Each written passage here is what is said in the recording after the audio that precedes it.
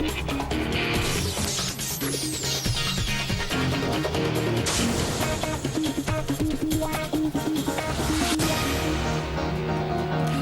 to Crosstalk. I'm Peter Lavelle. The politics of demographics. A recent Pew Research report predicts Muslim populations around the world will increase significantly compared to other population groups. For some, these findings are a reason for grave concern. For others, it's a storm in a teacup.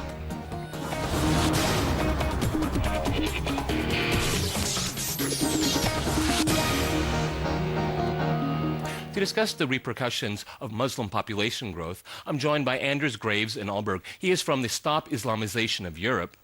In Manchester, we go to Mohammed Shafiq. He is chief executive and founding member of the Ramadhan Foundation. And in Brussels, we cross to Elizabeth Collette. She is senior advisor to the Transatlantic Council on Migration at the Migration Policy Institute, and another member of our Crosstalk team, Yelena Hunga. All right, panel, you can jump in anytime you want. That is Crosstalk rules. Anders, if I can go to you first. Interesting comment when we had the Libyan leader Gaddafi visit Europe. He went to Italy on a 2-day visit, and he's quoted in saying, Islam should become the religion of the whole of Europe. Well, that might happen one day, but it won't be because of Muslim immigration. It's because of the secularization of good parts of Europe. Yeah, I also believe that Europe and also Russia is going to be Muslim if we don't do anything to stop it. These numbers also show it. I even think these numbers is too low, because in Denmark they talk about 227,000 Muslims now. We have heard these numbers for the last 15 years, so I don't understand it. And even the Danish statistic, they don't make statistic after religion. So I don't understand how they can get these numbers. That's another thing. Well, if I can go to Elizabeth in Brussels, I rely quite a bit on Pew Research. I found it to be very good and reliable over the years. And they estimate that as of 2010, the report just came out, only 6% of Europe's population is Muslim, and they're predicting for 2030, 8%. Well, I mean, what's the brouhaha here? So, I mean, well, you have to look at this in the much broader context, and this is a global analysis as well. So, right. So delving down into Europe, you see the figures are much more nuanced. And I think it's important right from the outset to point out that as the Pew Research Centre themselves note, this is not necessarily about religious Muslims. These are people who would self-identify as Muslims. So that could mean in terms of ethnicity or in terms of social grouping. This is not necessarily a religious demarcation. So the number of religious Muslims is likely much less. You know, Mohammed, if also I go within Europe. Okay, go ahead, finish up. Go ahead. I just wanted to point out that within Europe, that the changes that would take place between 2010 and 2030 will differ from country to country. This isn't going to be a sort of an even sweep. Mohammed, if I can go to you, looking at this Pew Research, you could actually kind of use it to whatever ends you want. I mean, you can say, oh my goodness, the population growth is huge, and they really go into great detail. Is that they look at the demographics, they look at a certain generation that can be, if I can use the term, prolific in their growth, but then that's going to slow down dramatically after 2030, just because different groups are in different demographic orders. But nonetheless, looking at this research, you can see how people could jump to one conclusion or another.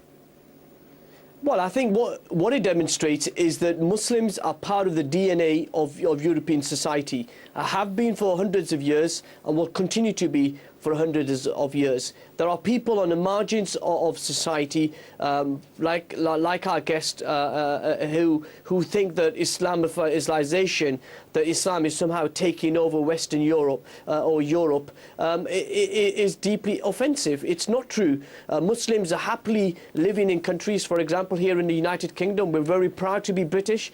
We live in this country. We were born in this country. We're happy to accept that we're a predominantly Christian country, but we're also a multi-faith society that recognises people have the right to practice their faith and live their lives according to their faith. And this constant obsession with demonising Islam and Muslims that has become endemic within Europe is deeply worrying, not just for the Muslim community, but for the whole of Europe. And what it demonstrates to you is that it's the same thing again and again that happened to the Jews in a run-up to the Second World War. It's the same sort of oppression and a run-up to the Holocaust, and now we're having the same thing being labelled against against Muslims. It's unacceptable.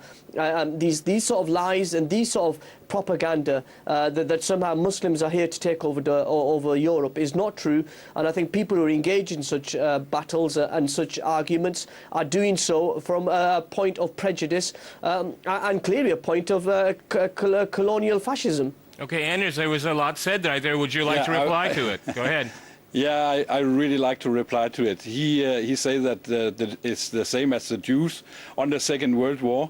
I don't know about the Jews was running around and burning the streets, raping women and so on, like they do in Copenhagen. And also to have special treatments in Nazi Germany, they didn't. So he can't come with this conclusion. It's well, rubbish. I think what you've got to do is you've got to accept, my friend, that your whole argument of demonizing Islam and Muslims is just not true. You know, you can demonstrate to me that there are similar, there are individual cases. There are individual cases in Copenhagen or anywhere else of criminals operating, but to suggest that a whole community, a whole faith system is responsible in some sort of peculiar way, as you are doing, is deeply irresponsible. And actually, I think Mo, for example, if you want to talk about child abuse amongst white Copenhagen Danish people, it probably represents 95% of the population. So I think you need to start looking a bit closer to home for the problems in your society rather than just blaming Muslims, because we're an easy scapegoat. Okay, Elizabeth, I'd like to go to you. No. I'd like to go to Elizabeth in Brussels. She's been sitting there one very patiently. At the same time, and if we can reflect upon this report, Elizabeth, and Angela Merkel's comment about the failure of multiculturalism, at least in Germany. I mean, how do we find the mix right here? Because there is a long tradition of integration of different peoples and different societies. I'm an American. We have a growing Muslim community in the United States as well. It's going to be very, very small. As a matter of fact, by 2030, it will be the same size of the Jewish community, however you define it, as you pointed out earlier, in the United States. But still you have this, hysterica in the United States about the growth of a minority community. So, I mean, if we can go back to Merkel's comments, I mean, in looking at this research here, do we need to find a new way, a new mix, a new way of approaching this? Because it is causing a lot of hysterica, and it does have a lot of political fallout as well. Well, I think there's a popular Belgian academic here who once told me, you can't declare a policy failed until you've tried it properly. And one of the arguments made is Germany really only started active integration policies around a decade ago. So to announce what 10 years later we failed in this endeavour seems a little premature. There was a sense of benign neglect in Germany for at least one generation. And that involved the sort of exclusion of the children of migrants and poor educational outcomes that weren't addressed for an entire generation. So you actually do have to invest a huge amount to set those trends straight. I think it's important also not just to look at the negative trends, which we have a tendency to do in Europe. We look at educational gaps. We don't tend to look at the success stories and people who do to accomplish quite incredible things within a generation. And one thing that I do think is important is that this isn't just an integration policy for those who arrive. If we start talking about European values and social contracts, that applies to whole communities and not just newly arrived immigrant communities. Mohammed, you want to jump in there? Go ahead. No, I'm just going to say, absolutely right. I mean, this debate has been about foreigners versus Europeans. For those people of my generation who were born in Western Europe, who are proud to be British, are proud to be a European citizen, for us, we are British, we are European. And so this argument that just because we are Muslims or just because we follow the faith of Islam, that somehow we're not acceptable in Western societies is the problem. This whole debate of multiculturalism has been about people giving up their faith or people giving up their way of life. That's not going to happen. If multiculturalism is about respecting each other, having tolerance for each other, yes, disagreeing from time to time, but having respect and tolerance, then that's a good thing. It should be celebrated. But if multiculturalism is about a Muslim community or other immigrants who come into any particular society giving up their culture or their ethnicity or their belief, then that's not acceptable, and that's a form of multiculturalism that people would oppose. Anders, if I can go to you, I mean, your organization, I mean, is your beef with that they don't, foreigners, and particularly in your case, what we're talking about here is Muslims, they don't integrate, or they just don't have a place in Europe, in your opinion? I don't see that Muslims who want to follow the Quran and follow it exactly, they don't have any place in Europe. And Europe is not Islamic and have not been Muslim country, never. They have been here as invaders. Well, I think you need to get your history right. You need to get your history right. I'm sorry, with respect, Muslims have been part of the DNA of Europe for centuries, and to suggest that Muslims have suddenly just turned up tell me which DNA. In the 20th century is deeply quite patronising. I think it's wrong. I mean, again, it demonstrates that you're a man of the far right, that you're a man who is more closely associated with the far right than mainstream society. Muslims have been part of Europe for generations, and to suggest that somehow Muslims have come in the 20th century. Tell me, for which century? Muslims have. They have in my country. They have been starting the real, I call it invasion, the last 30 years. So this is not in centuries. Where were they before 30 years? Bosnia. There have been Muslims. There have been Muslims in Bosnia, and that's all what we know about it. And they was there because of the Osmanic Empire. Well, I'm sorry, but if you and this is the point, Peter, that our friend from Copenhagen somehow thinks that the Bosnian war was caused by the Bosnian Muslims and not by the Serbs. It demonstrates to you his agenda is about opposing Islam, opposing Muslims, always constantly attacking our faith and our community. I don't need to post. I don't need to post. The Muslims post themselves. If you are associating yourself with the Serbians, if you are associating yourself with the massacres and the genocide that was committed in Bosnia, then that shows your true colours. This is not what it's about. The question I'm going to have to jump in here. I'm going to have to jump in here. After a short break, we'll continue our discussion on Muslim population growth. Stay with RT.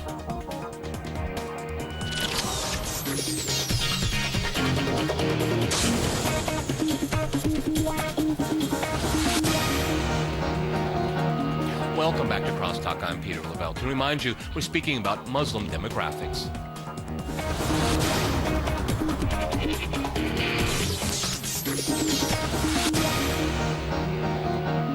But first, let's see what Russians think about Islam.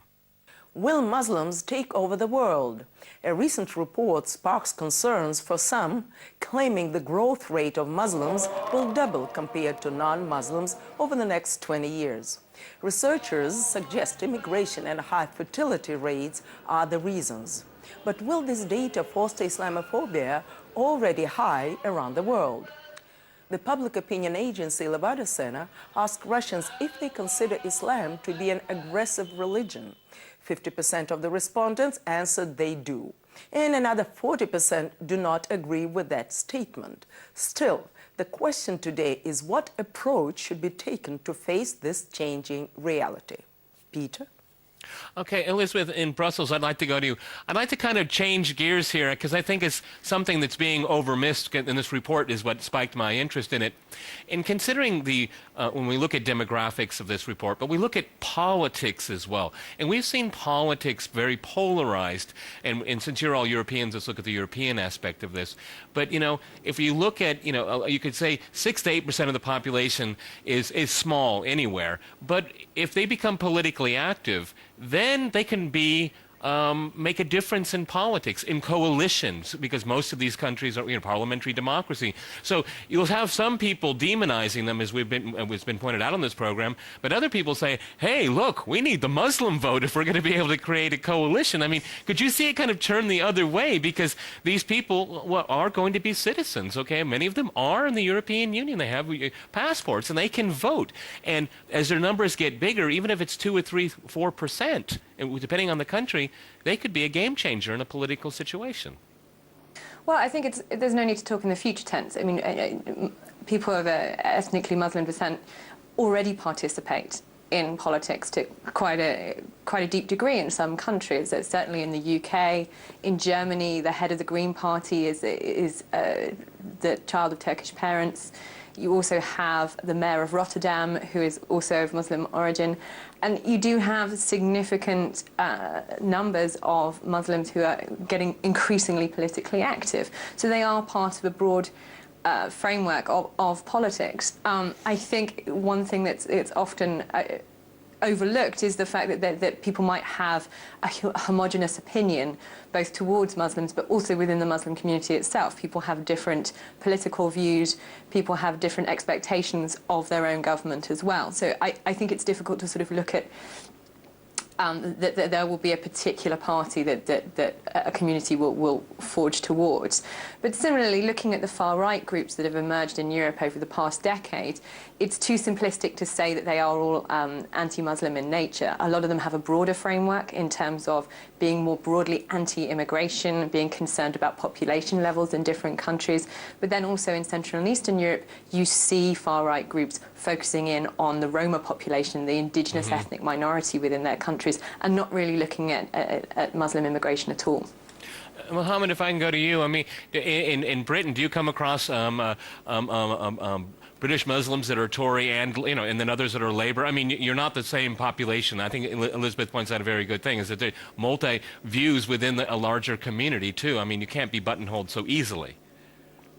Well, traditionally, the British Pakistani or the British Muslim community have been aligned with the Labour Party here, Tony Blair and Gordon Brown's political party. But since the war in Iraq, yes, people have been looking more to the Conservative Party and to the Liberal Democrats, which is a third party here in the United Kingdom. What it really says to you, Peter, is that British Muslims are actively involved in politics. We have over 27 ethnic minority members of Parliament. We have, I think, 6 or 8 Muslim members of Parliament. We have a member in the British government, a cabinet of Muslim descent. We have a former member of Gordon Brown's cabinet as a member, or as a senior member of his government. What it demonstrates in particular terms is that politicians recognise that Muslims are an integral part of our societies, and that there are extremists on all sides, as we've been seeing on this show today, who try to pull communities apart. And what we've all got to do in Europe is come together and not let the extremist drive us apart. And we've got common values, we've got common ideals that bring us together, and that's what we should be focusing on, not what divides us, but rather what unites us. Anders, you said something in the beginning of the program that I find interesting, is that if your holy book is the Quran, you can't be a European citizen in a sense that I think all of us would agree on. I don't understand that. Yeah, and okay, I will explain it. In the Quran, it's a lot of surahs who tell about how Christians have to be mistreated, killed, put hot water in the stomach and so on, put in chains. We can't have a religion who have a book who tell how to kill their neighbors. They have to take away these kind of things from the Quran, pull out these things, and then we can start to talk about integration. But so long time they have this harsh way to the kuffars, then they have to understand we can't have them here. Okay, Mohammed, do you want to? If they want to integrate, they want to accept our democracies, okay, then no problem. But we see it in Denmark, we are a very small country, we are 5 million people. We are not your democracy. We are 5 million people. Yes, it is. 5 million people we are in Denmark. And we have tried for 30 years to integrate the Muslims. We have just seen we nearly have a civil war in Denmark. The police. Well, I think you probably enjoyed the fight if you had one. No. Protect the fireman or the ambulance before they drive into the ghettos. Priest is thrown out of the ghettos because they have a cross in their car. Well, I'm sorry. You can't. Another priest is thrown out because he's a homosexual. I mean, this is. Mohammed, this is. I'm just going to say this is part of the problem. We have wacky individuals like the man from Denmark who's making very controversial comments about the Islamic faith or the Islamic book. You know, the Bible, the Torah, the Sikh religious scriptures have stories about things that were relevant in the past. That's the Old Testament. That's the Old Testament. That's the Torah. Well, if you would let me finish, I would say to you this. The British Muslim community, the European Muslims who live in this part of the world were born here. We were part of this country. We're part of the DNA of this society. We have no ambition to take over Europe. We just want to live our lives to the best of our ability, treat our neighbours with respect, and preach peace and tolerance. Unlike you, who wants to promote division, who is equivalent to what was happening to the Jews in the run-up to the Second World War and the Holocaust, you are the people who are encouraging the division and hatred, and I think there's no place in Europe for the sort of division you are preaching. No, now I have to go into this. There is no place in Europe for people like yourself. Was there Jews running around in the streets and burning houses and cars and the institution? No, they won't. So stop to put the Jews together with the Muslims. No, well, it's not true what you say with there. respect, I think it's central. I think if you read the newspapers, and the DNA of Europe, the Muslims have never been the DNA of Europe. All right, Elizabeth, I'd like to go to you. Peter, could I just say... Go ahead, finish up, Mohammed. I'd like to go to Elizabeth. Go ahead. I promise I'll be brief. I mean, if you say that the point I'm making about the experience of the Jews, if you look at the newspaper articles, I studied the Second World War for college, and I studied the constant demonization of the faith community and the Jewish community, being blamed for every single problem, every single crime, the newspaper articles. That's what I'm talking about. It's a similar atmosphere, but similar the Jews didn't propaganda make crimes against the Muslims. Germans. Okay. And that is what is happening. And your friend in Denmark, who is not having a rational argument, he's coming from a prejudiced point of view. I have very rational arguments. All right, I'm sorry. Elizabeth is also on this program. Gentlemen, please. Okay, Elizabeth, I'd like to go back to something you said earlier in the program, and we were talking about Angela Merkel's comments, and we're looking at this Pew report on the Muslim demographics in Europe. What you said, 10 years wasn't enough. I mean, should they just keep doing it? Let's all be fair. Maybe Merkel just said this for political points. I mean, she's a politician, okay? But I mean, what do we take pieces of that and keep in mind what the demographics are going to be, or do we do something very different? And looking at, sitting there in Brussels, we probably have a broader view and looking at all the trends inside of Europe. Well, I think there are sort of three pieces to this. The first is directly to your point, and that is that integration is never going to be finished in a sense. Our communities, our identities are constantly going to be changing. So there's never going to be a point where everyone can throw their hands up and go, success, we've done it, we're finished, let's go home. So, there just has to be that constant sense of community and whether everyone is investing in that community. And there is a feeling that in some communities that some people participate and some people don't. And I would say that's true of certain expat communities as far as it could be true of certain immigrant communities. And I mean expat in the sense of Europeans living in different cities, in different countries. The second part is that part of this debate is not actually about immigration or about Muslim immigration. It's about a fear of change and a speed of change that's occurring in Europe. Globalization, our economic shifts, the fact that so much is changing around us and we seem to have so little control over those changing factors. And immigration is to a certain extent a visible part of that, and Muslim immigration probably the most visible part of that, or the most identifiable part of that. And that feeds into people's sense of fear and change. And the third part is, well, what do you do about it? And one thing that strikes me is that we do talk about European values, and I sit here in Brussels and I know how much those who work in the EU struggle with the concept of European values and being able to articulate them beyond we are liberal democracies and we believe in certain fundamental human rights. But there is a question of what does it mean to be a citizen of a European country? What does national identity mean? What is that contract between the citizenry and government? And how do we ask people to join a community when we're not entirely sure what the rules of the game are within that community themselves? And I think that's a much bigger debate that could be had within Europe. And really taking the focus off a narrow group, but saying, okay, so how do we identify ourselves in a 21st century that is rapidly changing? Well, on that optimistic note here, many thanks to my guests today in Aalborg, Manchester, and in Brussels. And thanks to our viewers for watching us here at RT. See you next time, and remember, crosstalk rules.